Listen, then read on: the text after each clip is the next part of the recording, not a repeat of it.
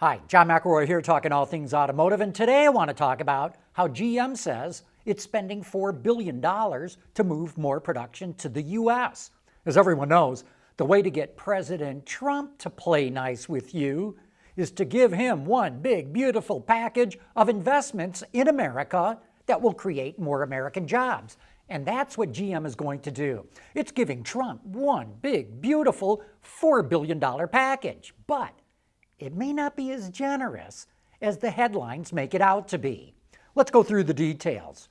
GM announced it's going to open the Orion assembly plant in Michigan to make gasoline-powered full-size trucks and SUVs. That plant was originally going to make electric pickups, but with sales of the Silverado EV and Sierra EV barely creeping along, GM wisely changed plans to go with gasoline versions instead. But the point is, that plant was going to reopen anyway, so it's not as if Trump's tariffs are creating new American jobs here. So where will those gasoline-powered trucks and SUVs come from? I spoke with Warren Brown, the analyst who used to do sales and production forecasting for GM, and he had some excellent insight. He believes that GM is going to move Chevy Tahoes and GMC Yukons out of the assembly plant in Arlington, Texas, and put them in Orion, Michigan.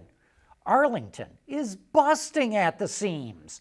It also makes the Escalade, the Suburban, and the Yukon XL, and it's running at 106% of capacity, meaning it is running on maximum overtime. UAW workers love to make all that extra money on OT, but after months and months and even years of it, it can really wear you down. So those workers may miss getting all that extra income, but they're going to welcome getting more time back for their personal lives. Warren Brown also figures that GM is going to move crew cab production of the Silverado and Sierra out of its assembly plant in Silao, Mexico, and put them in Orion too. Silao is running at 96% capacity, and even with the crew cabs moving out, it will still be running at over 80% capacity. And remember, the rule of thumb in the industry is that plants running at 80% or more of capacity are solidly profitable. These moves, the SUVs out of Arlington and the crew cabs out of Silao, will give Orion about 150,000 units of production a year, which is good enough for a one-shift operation of the plant. Okay, now over to the Fairfax assembly plant in Kansas. GM says it's going to move the Chevy Equinox out of its assembly plant in San Luis Potosi in Mexico and into the Fairfax plant. But remember, the Fairfax plant was going to reopen anyway to make the new version of the Chevy Bolt EV. Depending on how the Bolt sells, the Fairfax plant should be good for one shift, including the Equinox. And by the way, Warren Brown figures that even with San Luis Potosi losing the Equinox, it will still be at 86% capacity utilization, making GMC Terrains. The third change that GM is making is to move the gasoline version of the Chevy Blazer out of its assembly plant in Ramos Arizpe in Mexico and put it in the Spring Hill plant in Tennessee. But remember, the gasoline Blazer was going to get dropped anyway, so GM is able to save it by moving it to Spring Hill. Warren Brown calls this GM's flex plant strategy. It's really more about smoothing out production across its existing plants than it is about moving production out of Mexico to the U.S.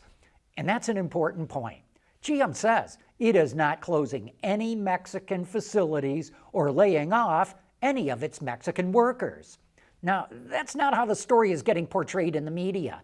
Everyone's reporting that GM is spending $4 billion to move production out of Mexico and into the U.S. I'm sure GM threw everything and the kitchen sink into that $4 billion number to make it look as big as it could be. But don't get me wrong, it is President Trump's tariffs that kicked off all these changes. And it's really smart of GM to package it in a way that's going to please the president. And it will bring more production to the U.S. and will create some more American jobs. But when you dive into the details, you get a clearer idea of what's really going on. By the way, if you like this kind of analysis and would like to see more of it, please consider becoming a Patreon or YouTube member to support Autoline. It's your support that makes this kind of analysis possible.